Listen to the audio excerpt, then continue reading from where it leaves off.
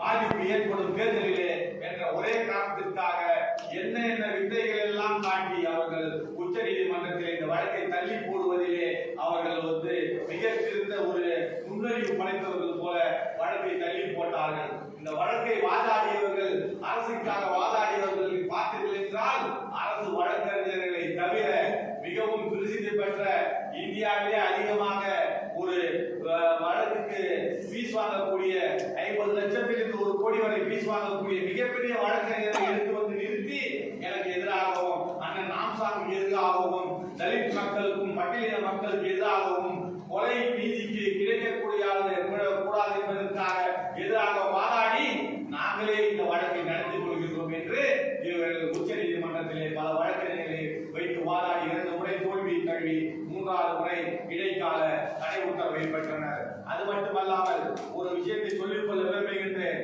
கடந்த முறை அஜித்குமார் என்ற ஒரு இளைஞர் காவல்துறையினரால் அங்கு அடித்துக் கொல்லப்பட்டார் என்று ஒரு புகார் எழுந்த பொழுது அந்த வழக்கை முன்னாள் முதலமைச்சர் திரு மு க ஸ்டாலின் அவர்கள் உடனடியாக அந்த குடும்பத்திற்கு காவல்துறை அந்த குடும்பத்திற்கு முதலமைச்சர் போன் செய்து இனி அந்த வழக்கு நடந்ததற்கு நாம் தார்மீகமாக வருத்தம் தெரிவித்துக் கொள்கிறேன், இந்த வழக்கை சிபிஐ எடுத்து விசாரிக்கட்டும் என்று மாற்றினார்.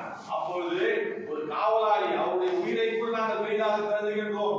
ஒரு சாதாரண குடிமகனுக்கு கிடைத்த அந்த உரிமை கூட அந்த தேசிய கட்சியுடைய மாநில தலைவர் ராமசாமிக்கு கிடைக்கக்கூடாது என்று கடந்த திமுக அரசாங்கம் கண்டனம் கட்டிக்கொண்டு ஒரு சட்ட அமைச்சர் சட்டசபையிலே பேசுகின்றார். ரவுடிகள் கொலைகளுக்கெல்லாம் நாங்கள் சிபிஐக்கு விசாரணைக்கு மாற்ற வேண்டிய அவசியம் இல்லை என்று ரகுபதி என்ற சட்ட அமைச்சர் பேசினார். இவர்களுக்கெல்லாம் வெள்ளி நகையாடி இவர்களுக்கெல்லாம் ஒரு பாடம் புகட்ட வேண்டும் என்பதற்காகத்தான் உயர் நீதிமன்றம் அதை சிபிஐக்கு அதை உத்தரவிட்டது.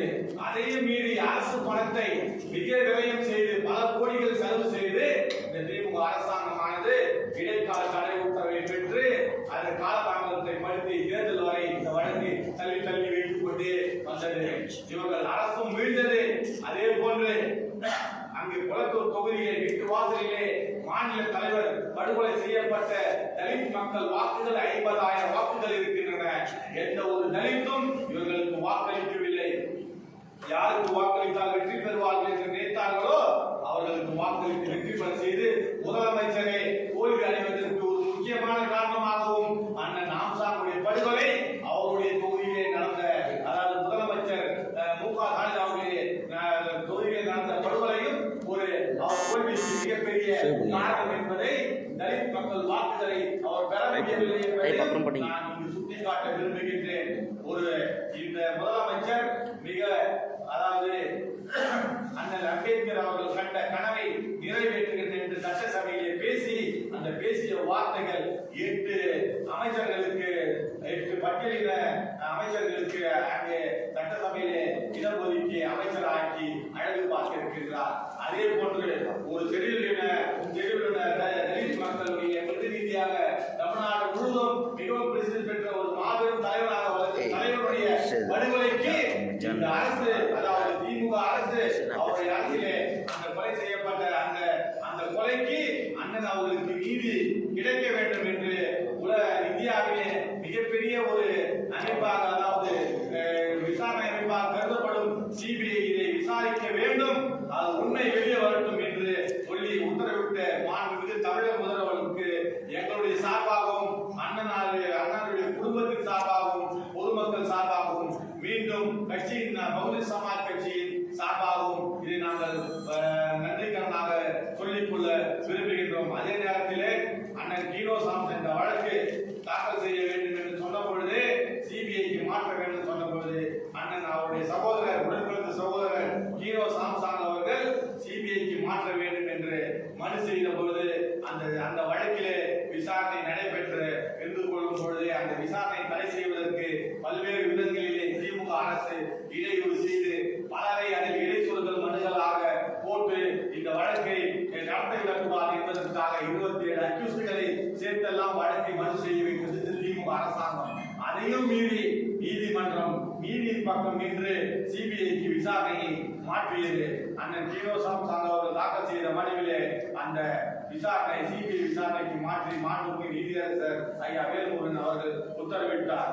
அதை உத்தரவிட்டதை எதிர்த்து உச்ச நீதிமன்றம் சென்ற அந்த உத்தரவை அந்த எதிர்த்து சென்ற திமுக அரசாங்க இலக்காய தடையை உடைத்து இன்றைய தமிழக மக்களுக்கு ஒரு நீதி கிடைக்க வேண்டும் என்று நம்முடைய தமிழக முதலமைச்சர் அவர்கள் இந்த முடிவை எடுத்து உத்தரவை பிறப்பித்ததற்கு மீண்டும் ஒருமுறை நன்றியை தெரிவித்துக் கொள்கின்றோம். ஜெய்ஹிந்த்.